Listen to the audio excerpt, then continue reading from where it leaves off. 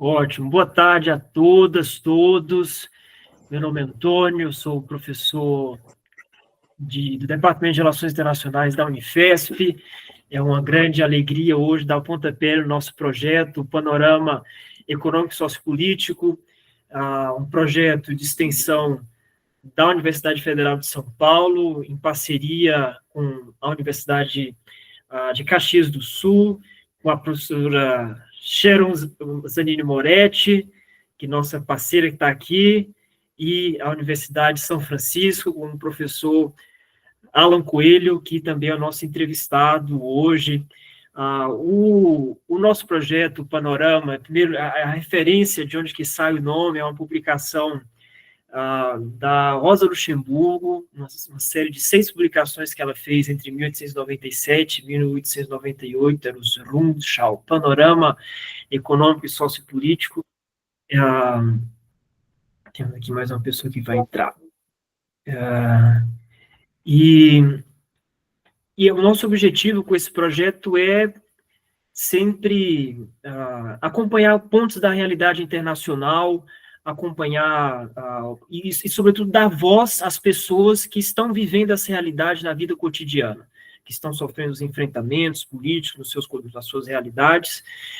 Então, a cada mês, nós vamos ter algum tipo de intervenção nesse nosso projeto, seja através de entrevistas, como é o nosso caso hoje, com o professor Alan, seja através de textos escritos, artigos que vão ser publicados.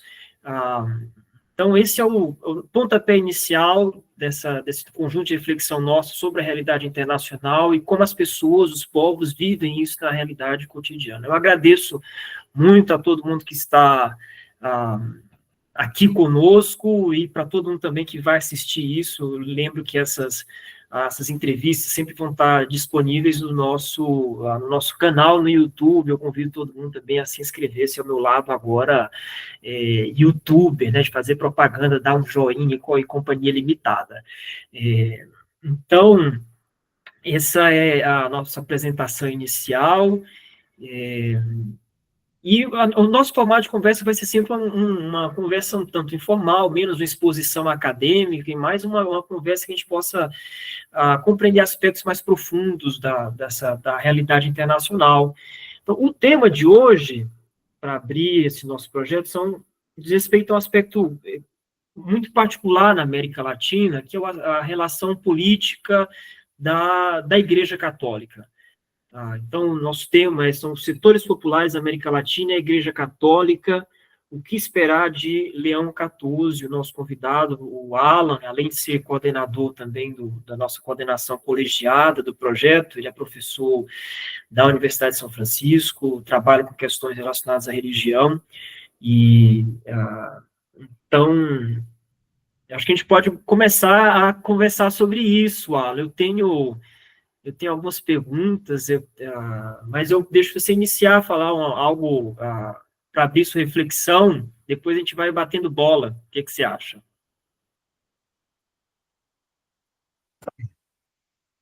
Tudo bem, vamos lá. Como está gravando, boa tarde se alguém estiver entrando depois para assistir, né? Boa tarde, Juarez, que chegou.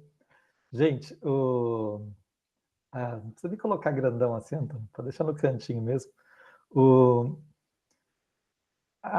nosso tema, o que esperar de Leão XIV? O tema, ele por si só já diz alguma coisa, né? Não esperem, não esperem grande coisa.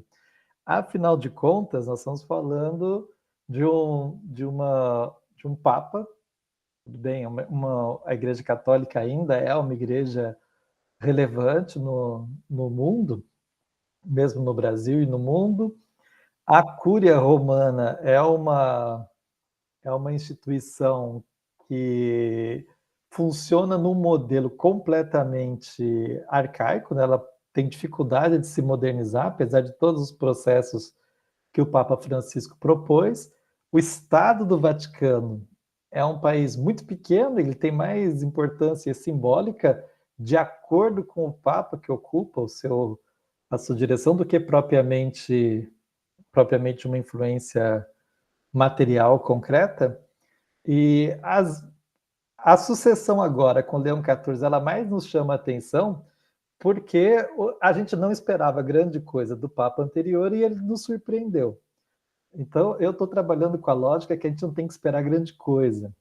Não significa que não possa ter aspectos interessantes, mas que do ponto de vista da vida universitária, internacional e etc., de fato, tem poucas coisas que podem vir de um lugar como esse, da sucessão de um Papa. Então, o que eu quero dizer, para a gente começar a conversa, é que o Leão XIV ele está sendo bastante discutido nos meios universitários por causa do anterior, não exatamente porque ele tem algo que a gente diga que vai vir. Claro que a gente... aqui eu vou fazer uma listinha e eu devolvo para vocês, para a gente conversar, porque é melhor partir daquilo que vocês consideram melhor.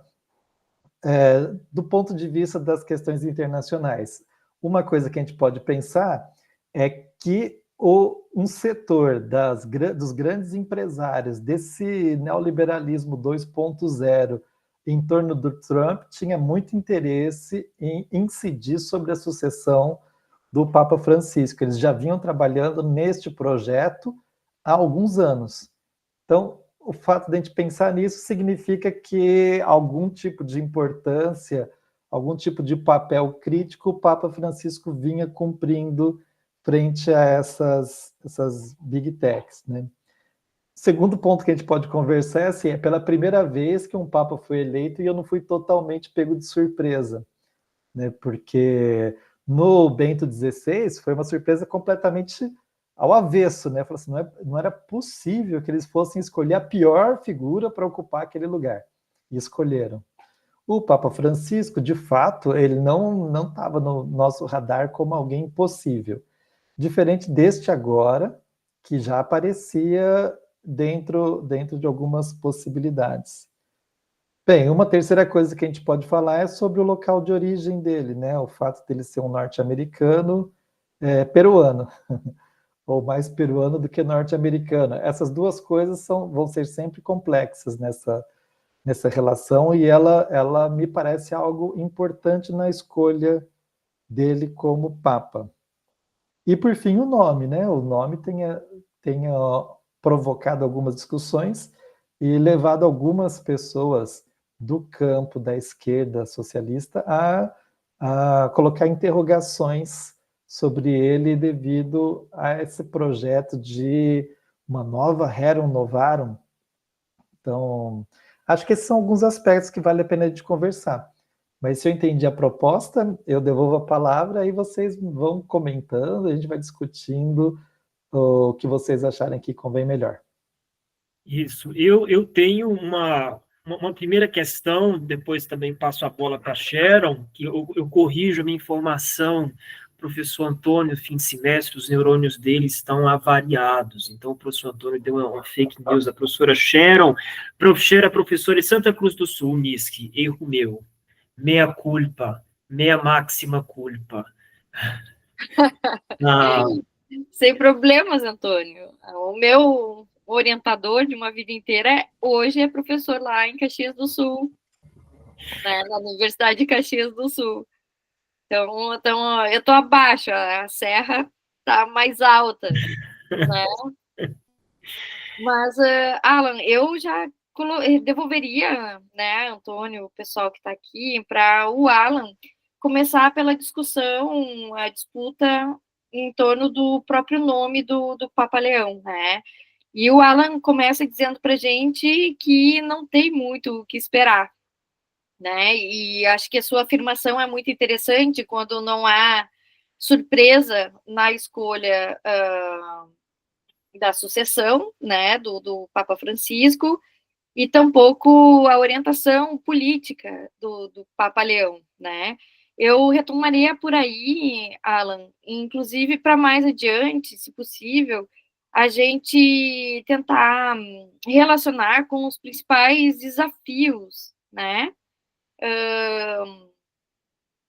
que estão apresentados para nós, né? Por exemplo, os conflitos na Ucrânia, mas especialmente em Gaza, o genocídio que está acontecendo que esse é um tema, já estou antecipando, na verdade, né?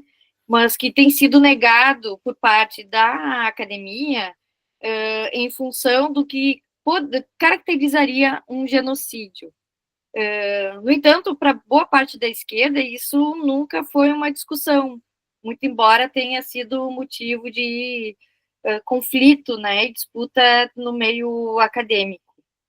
Eu colocaria por aí algumas questões, e eu sei que são amplas, né, Alan? E tu fica à vontade para abordar por onde quiser.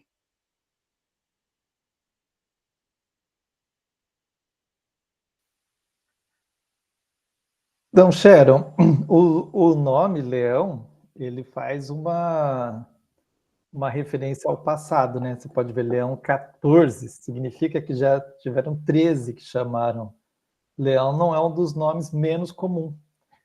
Mas é evidente que já fazia um tempo que não tinha ninguém que tinha esse nome, que, aliás, para a gente na América soa estranho, né? Um Papa Leão, mas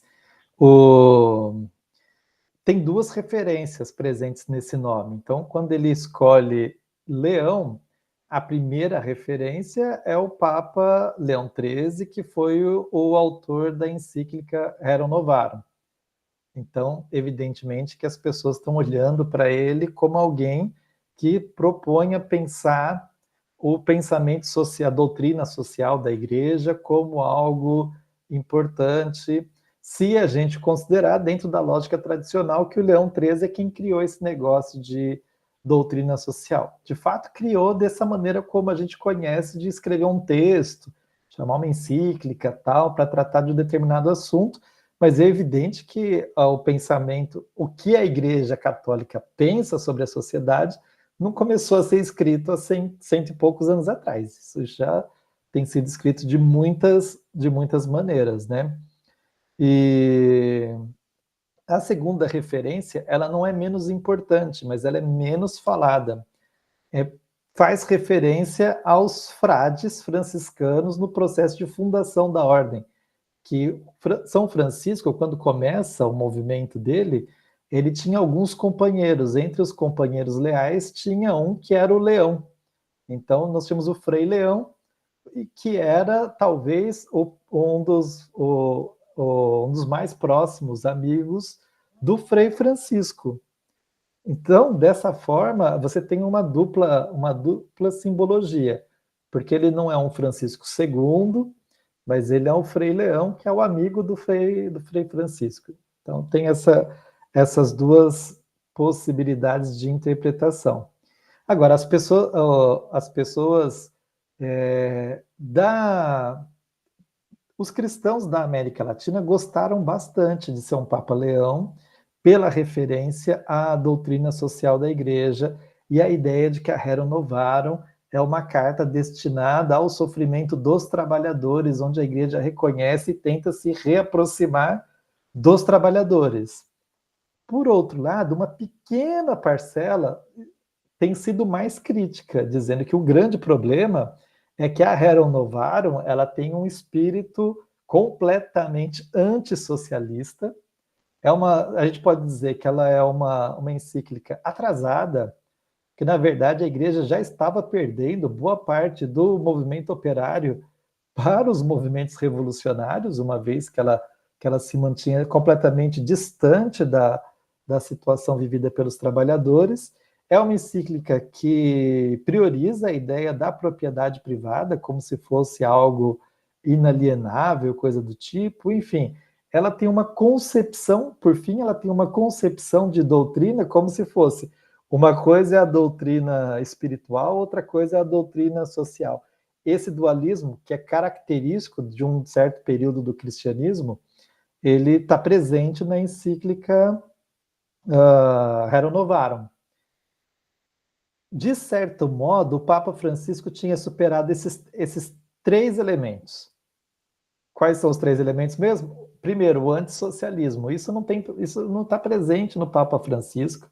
Não tem uma linha que você encontra de crítica do Papa Francisco ao socialismo, etc. Não é um problema da nossa época, evidentemente, né? Aliás, o Papa Francisco foi associado ao socialismo, ao comunismo, e, em geral, ele levou isso com um espírito de humor. E, pelo contrário, ele criou a iniciativa que muitos de vocês conhecem, que se chama de Dialog, que é o diálogo institucional entre a Santa Sé e a rede de marxistas europeus para dialogar em torno de temas comuns, como ecologia, migração e etc. Democracia, etc. Então, o primeiro elemento, o antissocialismo, o Papa Francisco já superou. Eu vou dizer dessa maneira, ele superou.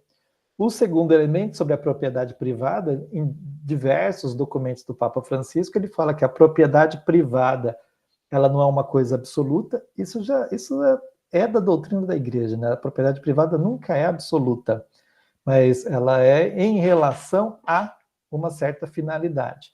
Ele volta na ideia de que ela não é absoluta, que a gente tem que diferenciar o que são bens que devem ser coletivos e o que podem ser bens privados, e ele termina afirmando que o público é sempre superior ao privado. Isso não significa que não deve ter nada privado, mas que as lógicas públicas são superiores às lógicas privadas. Bem, e a terceira questão é, no Papa Francisco, você não tem um documento do Papa Francisco que seja um documento social, porque o mesmo documento social é o mesmo documento espiritual, né? Estou fazendo esse sinal assim entre aspas, porque evidentemente que no Papa Francisco ele tentava superar essa lógica de dois planos, de duas doutrinas, de um nível material e um nível espiritual, e ser uma coisa completamente unitária. Qual que é a questão?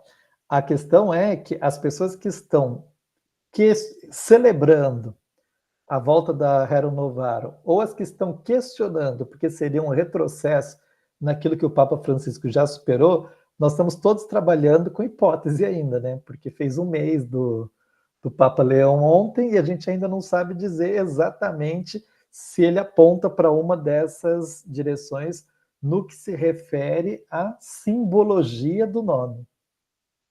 Agora, claro que eu tenho uma hipótese para tentar explicar o porquê que esse Rerum Novarum, no fundo, ele tende a ser progressista. Mas eu não sei se eu já falei muito, se não é hora de eu parar para vocês, ou se eu continuo falando sobre essa hipótese. Eu queria pegar num detalhezinho que você chegou a começar a desenvolver agora, Alan, porque eu concordo com a forma como você abriu sua exposição, dizendo que não tem o que esperar muito de uma instituição que é marcada por grandes continuidades, extremamente lenta, um arcabouço institucional conservador, um Estado politicamente tem um peso muito mais simbólico nas relações internacionais. Eu concordo com o que você falou, mas combinado esses fatos, não se pode negar que existe um imaginário da Igreja Católica e um fato muito concreto de uma capilaridade que ela tem ao redor do mundo, né?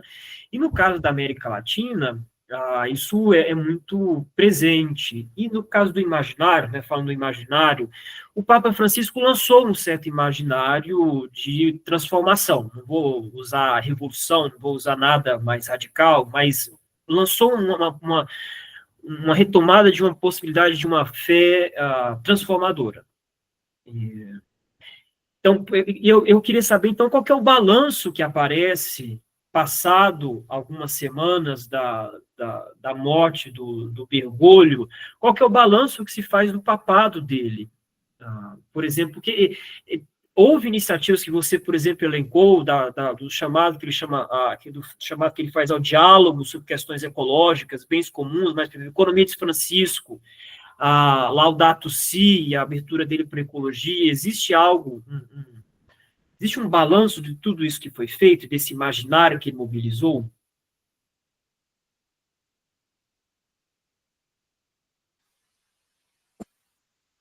Bem, eu vou escolher alguma coisa, né? Na verdade, assim, eu andei escrevendo sobre esse balanço, de que maneira que a gente pode olhar ou não, e assim, de certa forma, quando eu falo assim, a gente não precisa esperar muito, a gente não esperava do outro, mas o outro surpreendeu. Então, o Papa Francisco, de repente, ele se impõe. Curiosamente, a gente tem uma certa contradição na análise do papel da religião no contexto político da América Latina. Por que eu acho que é uma certa contradição? Porque a gente facilmente fala que Por exemplo, o Brasil agora é marcado pela perspectiva evangélica, pentecostal, bancada da Bíblia, etc. Mas também, ao mesmo tempo, a gente reconhece que o Papa Francisco tem uma importância, tem uma relevância, que mostra que a gente ainda não olhou com bastante cuidado para ver como que esses dois movimentos que são opostos, eles acontecem nos nossos países e acontecem no Brasil também. Então, claro que o Papa Francisco, ele ficou marcado por alguém de transformação. Essa é a perspectiva. A ponto de a gente ter uma série de iniciativas dos próprios católicos contra as iniciativas do Papa Francisco. Então, eu estava por aqui já fora do Brasil, mas disseram que houve uma organização de setores da Igreja Católica contra a campanha da Fraternidade, que era sobre ecologia integral. Há poucos dias me contaram que existe uma instituição que se organiza e pede financiamento para trabalhar contra a canonização do Dom Helder Câmara. Então, assim, a gente tem gente cristã, católica, que se organiza e que tem um poder de mobilização para tentar impedir os avanços que o Papa Francisco propôs. E aí são de diversas ordens. Uma delas, a ideia da questão da ecologia. Então, a metáfora da casa comum, ou a ideia das questões ecológicas, elas fazem um grande deslocamento naquilo que a igreja pensava sobre. Quando a gente fala desde a América Latina, como o Brasil, a gente não percebe muito essa mudança, porque, de fato, num país como o Brasil, que tem campanha da fraternidade há tantos anos, a ecologia já foi tema de diversas campanhas. Já teve uma campanha sobre a terra, sobre a água, sobre a Amazônia, sobre os povos indígenas, e etc. E, de repente, a gente tem uma que vem a Laudato Si, que organiza todas as outras. Agora, a maior parte da igreja fora da América Latina olha para a questão da ecologia e pensa em fazer reciclagem, né? De economizar água e trocar um copo de plástico por um copo de vidro. Mas enquanto que o Papa está falando que é para trocar um sistema que mata por um que não mata. Tem uma diferença enorme entre a recepção dessa questão ecológica. Então, a pergunta é, nesse ponto, o Papa Francisco avança muito, a ponto de ele ser bastante reivindicado pelos movimentos ecologistas, né? Como o nosso amigo Michel Louvi. Agora, ainda não é tão reivindicado assim dentro da própria igreja, universalmente falando. A pergunta é o quanto que o Papa Leão contribui para que esse tema permaneça, a ponto de conseguir criar um tipo de enraizamento. Veja, o Francisco ficou 12 anos, mas parece que foi quase nada, né? Na Fratelli Tutti, que é uma encíclica contra os movimentos fascistas, fundamentalistas. O Antônio cita, né, teve a Economia de Francisco, também teve o Pacto Mundial pela Educação, os questionamentos do Sínodo da Família ou a própria ideia da sinodalidade. Todas essas ideias, assim como eu falei da ecologia, elas têm resistência dentro dentro da própria estrutura da igreja. E talvez o Francisco não contasse que a resistência seria tão forte. Eu não sei se ele contava ou não, mas me parece que por diversas vezes ele teve que fazer um recuo naquilo que ele propunha para tentar conquistar mais força na direção que ele estava apontando. Tudo isso muitas vezes é colocado na conta do Francisco como se fossem contradições, incoerências, ou como a extrema-direita tem tentado dizer, um papa confuso, né? Seria a ideia de que ele tentou promover uma espécie de confusão. De certo modo, de confuso ele não tinha nada, ele sabia onde ele queria chegar. Ele não sabia exatamente com qual força ele contava para conseguir fazer as transformações que ele tentava fazer. E muitos desses processos que ele inaugurou tiveram como resultado quase nada, assim, resultados muito simbólicos ainda hoje. Mas agora, São processos que começaram. A pergunta é, esses processos acabam? Então, com a eleição do Papa Leão, com certeza, eles não vão todos acabar agora. Se todos vão continuar, eu tenho a impressão que é pouco provável que o Papa Leão toque todas essas frentes de transformação ao mesmo tempo. Mas com a eleição do Leão, o que a gente tem de garantia? O Papa atual não é um Papa contra o Francisco, não é alguém que está lá para tentar desmontar aquilo que ele fez. Então, no máximo que vai acontecer, alguma dessas questões vão ficar para trás.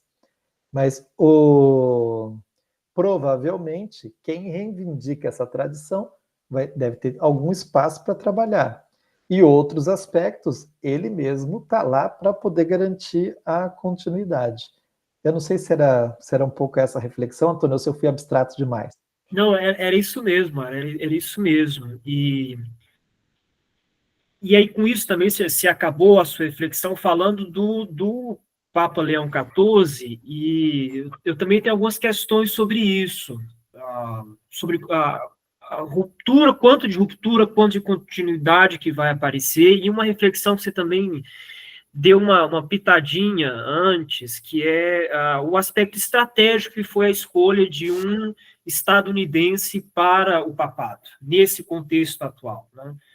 Vale lembrar que a última pessoa que o Bergoglio viu em vida, em termos de autoridade, foi o vice-presidente dos Estados Unidos, o J.D. Vance, né, J.D. Vance, que é também um porta-voz dos setores obviamente vinculados ao Donald Trump, mas que é na retórica mais dura, ele na campanha foi nos porta-vozes dos ataques às universidades, a tal da agenda woke, então uma figura marcada do conservadorismo mais profundo desse neofascismo que aparece nos Estados Unidos agora, o que mostra que a Casa Branca tinha um olho para o que estava acontecendo ali, né? Não passava despercebido para a Casa Branca, o Donald Trump, o que o Bergoglio representava no Vaticano. Então, você chegou a mencionar que talvez tivesse uma indicação estratégica escolher, mas sabendo que o Leão XIV teve também uma atuação no Peru, ele não teria também sido marcado em sua atuação, em sua formação, pelo contato com o movimento popular, com talvez a teologia da libertação, com esse aspecto mais social que o Bergoglio teve no papado dele? Então, é claro, um bispo norte-americano, ele é um símbolo forte da nossa época, porque a gente achou que ia cair o Império Americano sem ter um Papa norte-americano. Não foi, né?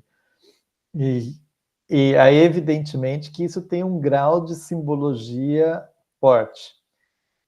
Essa simbologia, eu só uma anotaçãozinha aqui. Essa simbologia, ela vai está sendo disputada agora, né? Na verdade, a questão que me interessa mais não é tanto o símbolo, mas é evidente que é um Papa americano, um Papa norte-americano, mas que também é um Papa que sempre que pôde trabalhou na América Latina. Então a gente não tem dúvida em relação a isso. Ele não só trabalhou, como ele pediu cidadania peruana, né? Então ele é um Papa de dupla cidadania, e algumas pessoas acharam meio estranho que na primeira manifestação dele, ele fala do Peru, mas não fala dos Estados Unidos logo na primeira vez. Ele manda a saudação dele para o Peru. Então, claro, vamos lembrar que o Steve Bannon estava organizando pré-conclaves, já faz uns 3 ou 4 anos. O que significa isso? Ele tinha arranjado um castelo no entorno de Roma, e nesse castelo ele estava fazendo formação para novos bispos, mesmo sem ser nada da igreja. Ele montou uma fundação que oferecia cursos de formação, e nos últimos 6 meses ele começou a fazer reuniões que foram chamadas de conclaves, porque ele financiava a viagem de cardeais nomeados pelo Papa Francisco para participarem de encontros com empresários relevantes que tentavam explicar aos novos cardeais quais são as prioridades para o mundo atual. Então, por que isso foi chamado de pré-conclave, né? Porque, no fundo, era quase que uma congregação geral. Congregação geral é o nome que a gente dá para aquelas reuniões que os cardeais fazem depois que o Papa morre, né? E o que acontece? Esse colégio de cardeais do Papa Francisco, vocês devem ter ouvido falar que eles é o colégio mais descentralizado que a gente conhece, porque tem gente de qualquer lugar do mundo, de algumas dioceses que não têm importância financeira, política ou de número de católicos nenhuma. Significa, né? Foi um processo de fato de tornar o colégio de cardeais católico, porque católico significa universal, né? Qual que era a desvantagem disso? Esses caras não se conheciam. Por que eles não se conheciam? Porque eles não moram em Roma, eles não estão no centro. Os cardeais que estão na Europa se conhecem, os cardeais que estão no Brasil se conhecem, os cardeais dos Estados Unidos se conhecem. Agora, quando você faz uma descentralização geral, eles se conheciam muito pouco. E o Steve Bannon estava fazendo o papel de colocá-los para conversar a partir das pautas que esses empresários preocupados com a humanidade estavam apresentando. Então, era evidentemente que tinha um processo, uma tentativa de... A gente dizia que o Papa Francisco, a única coisa que ele cuidou com os dedos foi da nomeação de cardeais, porque a gente reclamou até de muitos bispos que ele nomeou, mas os cardeais era ele quem decidia, ele quem escolhia. E eu brincava dizendo o seguinte, alguém já me ouviu falar, né, que ele era um jesuíta, e jesuíta costuma saber fazer estratégia, né? Eu falei, então, não é possível que ele vai nomear esse tanto de cardeal e que esses cardeais todos vão ser uma decepção ou coisa do tipo. A ponto que, quando chega o conclave, os conservadores católicos tinham um nome, 2 nomes, e os que se consideravam continuidade do Francisco tinham 10 nomes, 12 nomes de cardeais que poderiam ser papas, continuando mais ou menos a linha do Papa Francisco. E aí ficou a ideia prevaleceu o Prevost, o norte-americano. Então, vale lembrar que ele é que o Papa Francisco, na posse do Trump, escreveu uma carta para os bispos dos Estados Unidos, que é considerada uma das cartas mais duras do ponto de vista de enfrentamento às políticas que o Trump promove, logo no primeiro dia. Então, no primeiro dia, o Papa, ao invés de escrever para o Trump, escreve para os bispos dos Estados Unidos, reafirmando os pontos principais da doutrina, né, que é da doutrina do Francisco. A defesa da ecologia, da casa comum, da justiça social e climática, da defesa dos migrantes, etc. e etc. Então, foi visto como o primeiro grande documento de oposição. O Prevost já estava trabalhando na Congregação dos Bispos e coordenando a Pontifícia Comissão para a América Latina. Então, as pessoas dizem que é pouco provável que esse documento tenha sido escrito sem que ele tivesse sido o interlocutor desse documento. A outra coisa é que quando o vice-presidente dos Estados Unidos disse que era uma expressão de amor a Deus deportar os migrantes, o Prevost tinha feito uma certa intervenção dizendo que isso era uma heresia, que não podia dizer algo do tipo, tentando fazer um diálogo com os cristãos católicos. Então, a gente tem 2 coisas aqui sobre essa reivindicação de um Papa norte-americano. Uma delas as pessoas dizem, ele é alguém que fala a linguagem dos Estados Unidos. Porque uma coisa é você conhecer bem, a outra coisa é você ser do lugar. E ele é de lá, ele conhece bem, ele domina o que é a igreja norte-americana e os Estados Unidos hoje. E ele é natural acho que ele é de Chicago, né? Então natural de uma região industrial, sindical, etc, etc. E a outra coisa a própria igreja norte-americana, ela é uma igreja bastante dividida. Então, vamos lembrar que quando Francisco foi eleito, ela era praticamente totalmente contrária ao Francisco. E aqui eu estou falando da hierarquia. Eu não sei avaliar o quanto que do povo norte-americano era favorável ao Francisco. Bem, a gente sabe que hoje a igreja ela tem uma parte da hierarquia que é a favor do projeto que o Francisco tinha proposto, e a gente sabe que os movimentos cristãos, progressistas, de esquerda, vêm ganhando força nos Estados Unidos, eles vêm se restabelecendo. Afinal de contas, o desaparecimento tem a ver com a perseguição de anos e anos e anos, né? Então, essas duas coisas, ao mesmo tempo que ele é alguém que conhece a linguagem, ao mesmo tempo ele é alguém que tem uma tarefa de disputar parte da igreja norte-americana para que ela não se torne cada vez mais fascista e cada vez mais trumpista, né? Alan, O... aproveitando, desculpa te cortar, mas entrando nessa discussão, né, da disputa, olhando para essa direita, enfim, direita e fascismo combinam, mas nem toda direita é fascista, muito embora a gente tenha dificuldades de compreender que ela não seja autoritária, né? Mas vamos pensar nesses termos na América Latina, né? Porque pegando esse teu gancho de análise do que acontece na América do Norte, como a gente poderia fazer essa leitura dialogando com a realidade latino-americana e sendo o Francisco tão presente. Acho que algumas pistas assim para pensar sobre isso tu já deixou para nós nessa relação do Papa Leão com o Peru e a América Latina, né? Mas agora olhando para os movimentos da ultradireita, né?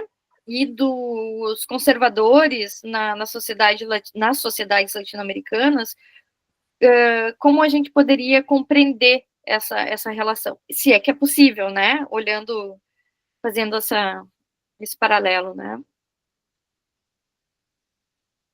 Sharon, é difícil dizer. Talvez a gente possa escutar os colegas para ajudar a entender melhor, mas eu tenho a impressão que ainda é cedo, tem algumas possibilidades. Então, a primeira possibilidade que a gente pode dizer tudo que o Trump queria era um Papa americano, mas ele não queria alguém que fosse contra ele. Entre os possíveis, for escolher justo o que é contra ele, né?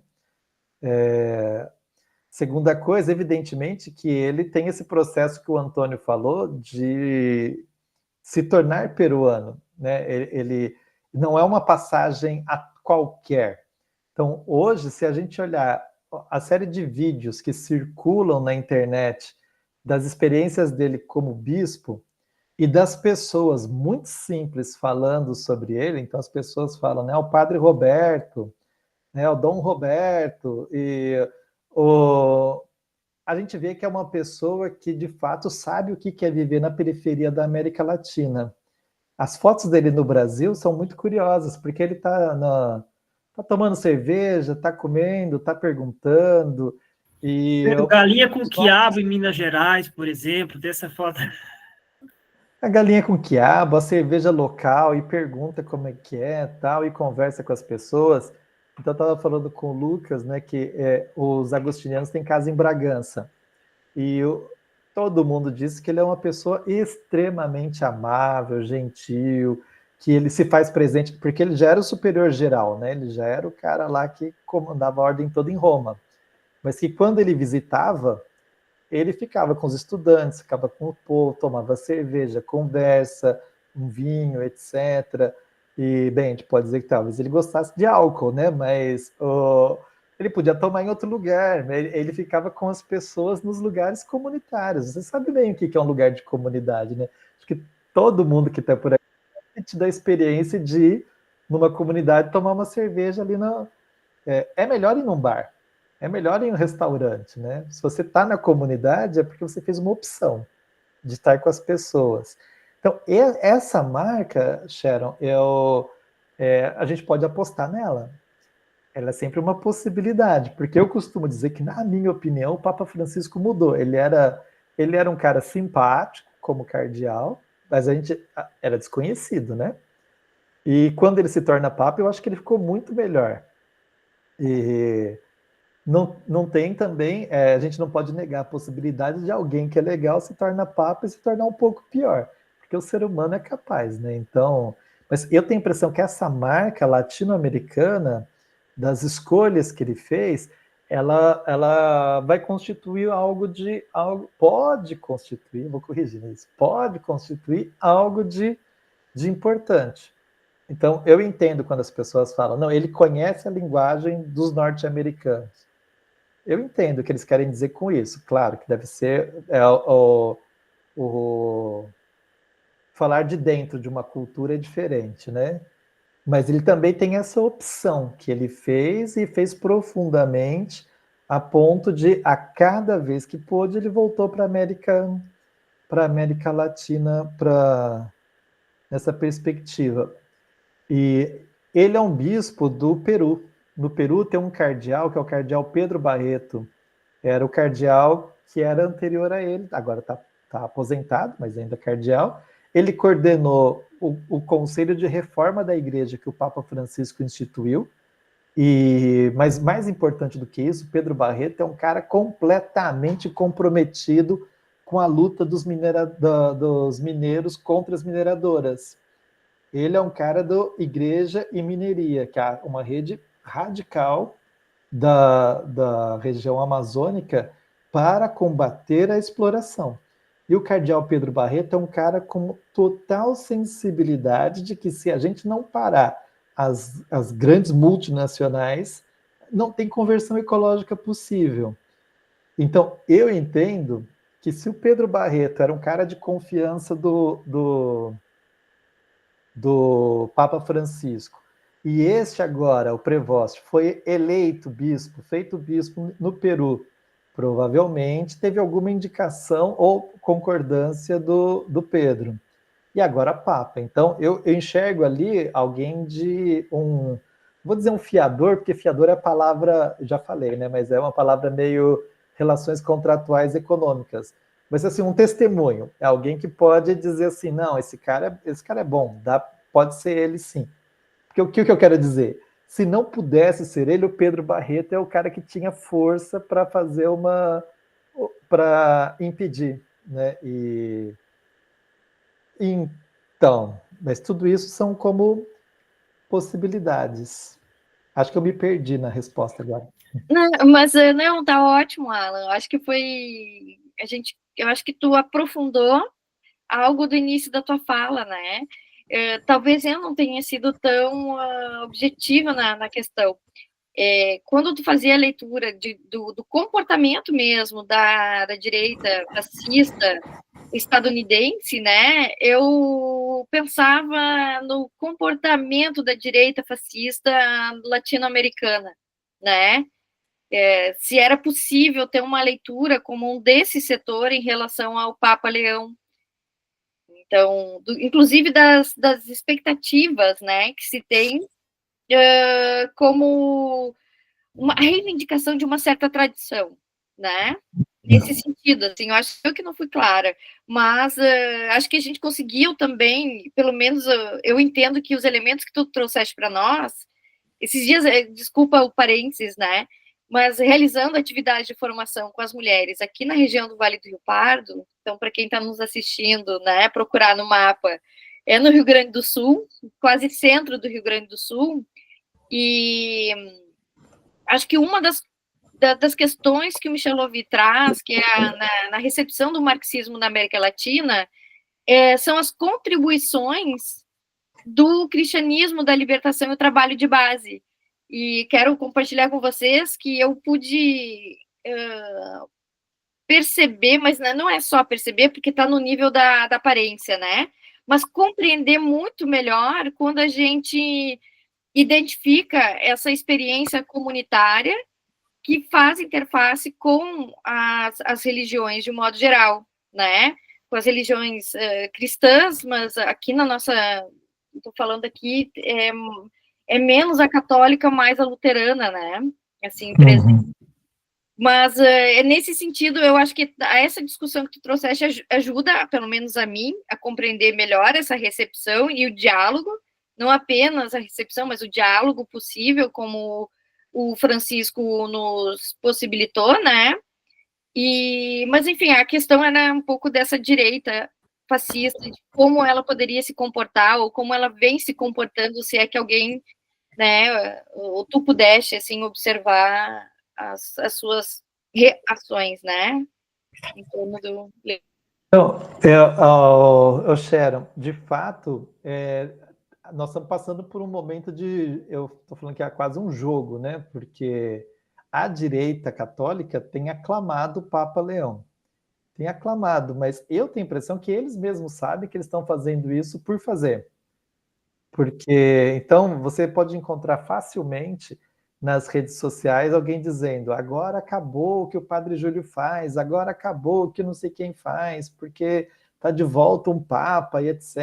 E por que eu acho que é um pouco de jogo de cena? Porque o Prevost, quando bispo e cardeal, ele foi o braço direito do Papa Francisco para investigar, punir, reconhecer os erros, punir e mesmo encerrar um movimento da extrema-direita católica com ligações fortes na extrema-direita do Peru, que é o Sodalício. É Sodalício o nome do...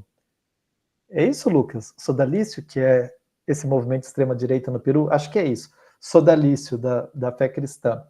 Então, é como se fosse uma Opus Dei, um pouco pior que a Opus Dei, e que o Papa Francisco interviu, como ele interviu na Opus Dei, só que lá foi um processo mais rápido e chegou a ponto de dissolver o movimento. Então, a gente não tem muita... Assim, a extrema-direita católica sabe bem que esse Papa pode ter uma postura como essa. Agora, pode falar, Lucas. Não, eu só ia complementar um ponto que eu acho que tem uma visão aí sobre o leão, que a gente está entrando num ponto complexo, porque agora, essa semana, recentemente, o grupo Dom Bosco, né, emitiu um livro sobre os erros do catecismo, né, amarelo, né, sobre a versão do João Paulo II do Ratzinger, e como que foi como que esses erros são uma introjeção do socialismo, do comunismo dentro da doutrina, né?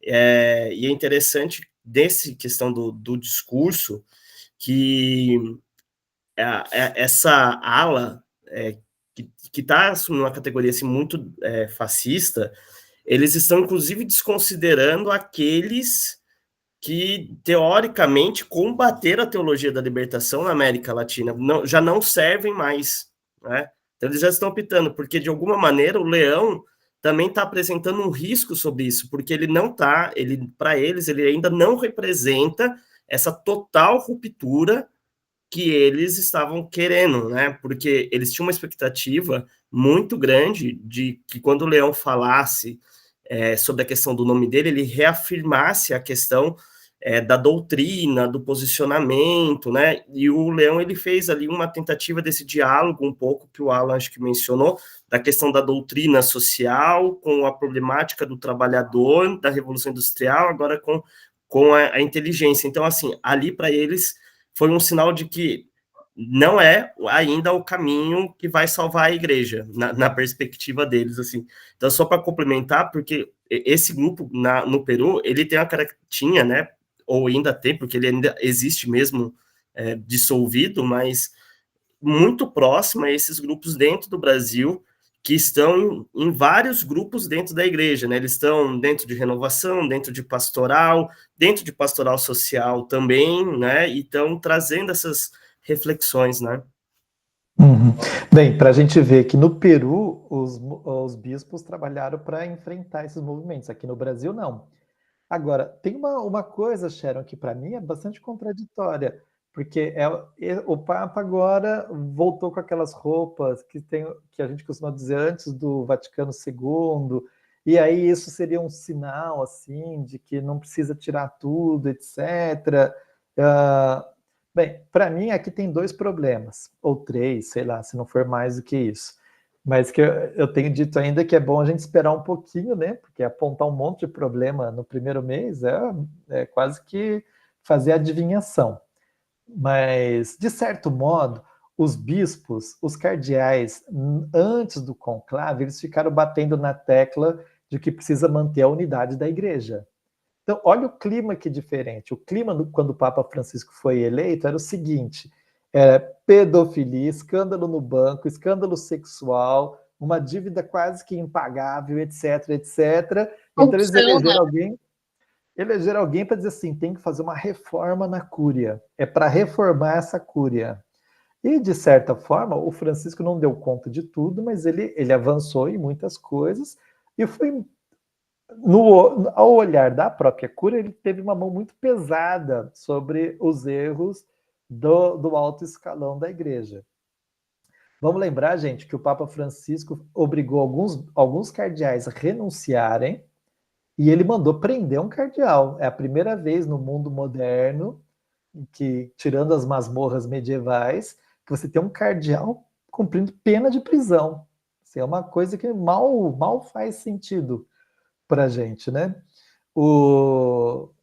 Então, esse foi o clima da congregação geral da eleição do Francisco. Qual que é o clima agora? O clima era a direita pressionando, direita católica e direita fora da igreja, como Trump, etc., pressionando, dizendo a igreja vai se dividir, a igreja vai dividir, tem que ter unidade, unidade, unidade.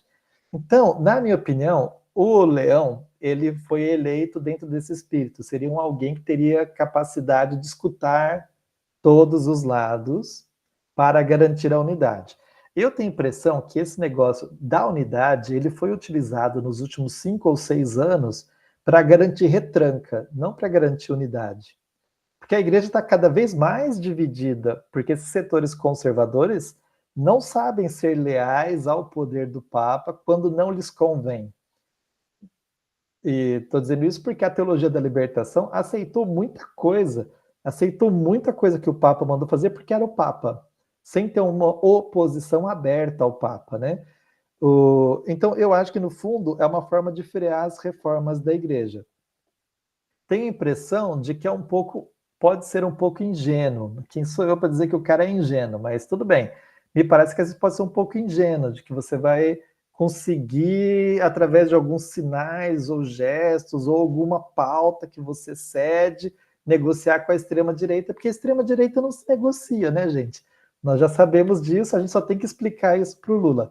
Mas o resto a gente já sabe.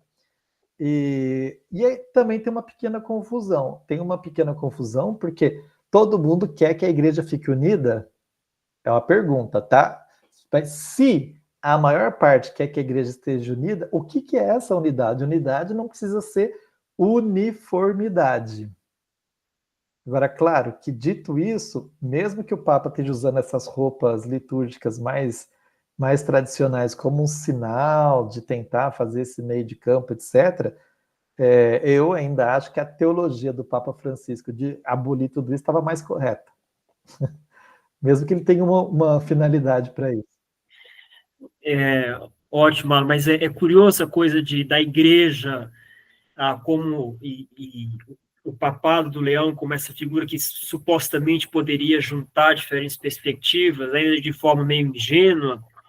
Isso apareceu, por exemplo, na imagem que marcou, junto com a entronização dele, que foi a conversa do Zelensky com o Trump na Basílica de São Pedro. Né? Tem um determinado momento que eles estão assim num canto da Basílica conversando e o Leão, dos primeiros discursos dele, fez referência à Ucrânia e havia expectativa no meio diplomático que o Vaticano pudesse intermediar algum tipo de discussão entre a Rússia e a Ucrânia, né? Mas é uma encarnação do ponto de vista de relações internacionais, que é uma área que é extremamente marcada por simbologias, né? Esses detalhes também marcam muito as relações internacionais.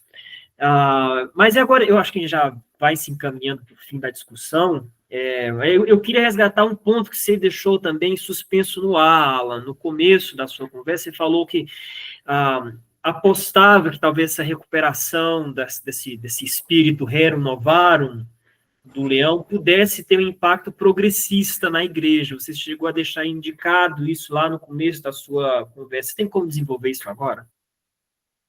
Claro, a gente combinou isso, não foi? Não combinou, não. Eu falei assim, só tinha uma coisa que eu queria falar e não falei ainda, que tinha que voltar nisso. Era esse. É porque, no fundo, é o seguinte, então a gente olha essa discussão e fica pensando, de onde é que saiu isso? Evidentemente que essas coisas não caiu do céu, né? Acho que não. Então, ela tem alguma relação Homem de histórica. pouca fé. Não, é um outro tipo de fé. Por quê? Então, onde é que ele estava? Vamos lá, é um norte-americano, foi provincial dos agostinianos, trabalhou no Peru, mas ele estava trabalhando na Cúria. E na Cúria, ele estava encarregado da nomeação dos bispos há pouco tempo. Eu cheguei a comentar com outro que eu achei até que melhorou os bispos que estavam sendo nomeados, porque tinha uma nomeação muito ruim, não resolveu, continua tendo problema na nomeação de bispos, mas tinha melhorado. E a outra comissão que ele era responsável é a Pontifícia Comissão para a América Latina, que é onde eu tinha os meus projetos funcionando. Nessa comissão, tem um grupo muito forte, é um grupo extremamente compromissado com a ideia da justiça social, de gente da América Latina, claro, Comissão Latino-Americana, que tem trabalhado com a ideia, a situação das mudanças no capitalismo hoje. Então, se a gente olhar o que esse grupo tem trabalhado no último ano, a gente consegue entender um pouco a lógica do Leão 13, mesmo que a gente possa não concordar exatamente com ela. Então, é o grupo que vem dizendo que na Rerum Novarum tinha tido uma grande transformação no mundo do trabalho. E essa grande transformação do mundo do trabalho seria, em parte, decorrente do uso da inovação tecnológica, etc., que mudava uma relação de como que o ser humano trabalhava, gerando alienação e ampliando a capacidade de exploração do capital sobre as pessoas. E que aí a igreja teria demorado muito a perceber essas mudanças quando o Papa Leão XIII escreve a Rerum Novarum. Então, veja que esse é um diagnóstico que dá para passar. Aí o que eles aplicam para hoje? Eles vão dizer o seguinte, que hoje nós estamos passando por uma outra revolução tecnológica que tem a ver com as questões digitais, com a inteligência artificial, e que ela vai, ao mesmo tempo, precarizar ainda mais as relações de trabalho e que ela aumenta mais ainda a capacidade de exploração do capital sobre o trabalhador. E de olho nessa questão, então, o Leão XIV, ele teria uma missão de olhar para essa transformação, para que a igreja não perca o passo na relação de garantir que os trabalhadores possam ter sua vida com dignidade. Uma das questões que se fala bastante entre este meio de um certo setor do pensamento cristão de esquerda é que até para transformar a sociedade nós precisamos de classe trabalhadora. E para ter classe trabalhadora tem que ter trabalho. E aí, então, veja que a gente pode discordar, mas ela não é um raciocínio completamente, não é do campo oposto, ele é dos nossos colegas, é de gente que está próximo da gente, olhando onde é que se tem que colocar a centralidade. E a ideia é, bem, se a relação de exploração do trabalho ela está mudando nessa perspectiva, por exemplo, pelas grandes empresas, aplicativos e inteligência artificial, que o Papa coloque isso como central, isso seria positivo, não seria negativo nesse aspecto. Ótimo. Cenas dos próximos capítulos, então. O João chegou a escrever um comentário aqui, vou ler o comentário do João. Tendo em conta que o atual Papa, embora seja americano, é contra o trumpismo, na medida que ele é defensor de pontes e não muros, podemos esperar que ele seja capaz de frear as políticas extremadas de Trump? De novo, acho que a gente não tem que esperar grandes coisas, né, gente? Acho que ele não tem essa força. A gente tem que olhar duas coisas, eu diria, e depois eu devolvo para vocês mesmos falarem, mas acho que é evidente que é muito melhor que seja ele do que fosse alguém aliado do Trump. americano ou não, se fosse um aliado da extrema-direita agora, era a situação que é difícil de calcular o que isso seria de impacto para os movimentos progressistas de cristãos, mas não só, para aqueles que se aproximaram das coisas que o Papa Francisco propôs. Agora, outra coisa é o que a igreja tem de poder, né? Então, eu tenho a impressão que esse Papa ainda é muito recente para que ele consiga ter algo concreto a acrescentar. Então, é possível, por exemplo, ele nomeou 4 novos bispos nos Estados Unidos, me parece que 3 deles são estrangeiros, ou filhos de estrangeiros. Então, o Francisco tinha nomeado bispo brasileiro nos Estados Unidos, né? Agora nomeou um outro de Honduras, nomeou um que é africano, nomeou... Ou seja, ele está transformando a hierarquia da igreja numa hierarquia mais com o rosto dos Estados Unidos, que é um rosto de imigração, forte rosto de imigração. Agora, não sei o quanto o carro está correndo, o quanto que ele vai conseguir trocar os 4 pneus enquanto o carro está andando, né? Então, eu estou confiando mais na classe trabalhadora norte-americana para ajudar a frear o Trump do que no Papa. Mas tendo o Papa como aliado, o que você acha, Antônio? Eu concordo com você, Alan. Boto mais fé nos setores populares que estão lutando, na classe trabalhadora, que tem um jeitão de diferentes nacionalidades, diferentes sotaques, do que exatamente na força infalível do Papa Leão XIV. Eu esqueci de mencionar que o Alan, ele está agora conversando com a gente de Paris, ele está em período pós-doutoral na Escola de Altos Estudos de Ciências Sociais, sob a orientação do Michel Louvier, uma figura que, por exemplo, a Cheryl mencionou, que é um dos nossos grandes mestres, né, nosso tipo de pensador sobre o cristianismo revolucionário na América Latina, diferentes reflexões sobre o marxismo. Eu acho que com isso a gente encerra a nossa conversa de hoje, esse pontapé inicial do panorama econômico sociopolítico. Já indico que no próximo mês temos um convidado, vamos ver se ele confirma. A questão que vai se colocar no próximo mês é a situação política da Europa. Então, já deixo que a gente vai, evidentemente, assim que tivermos confirmação, divulgar, fazer card.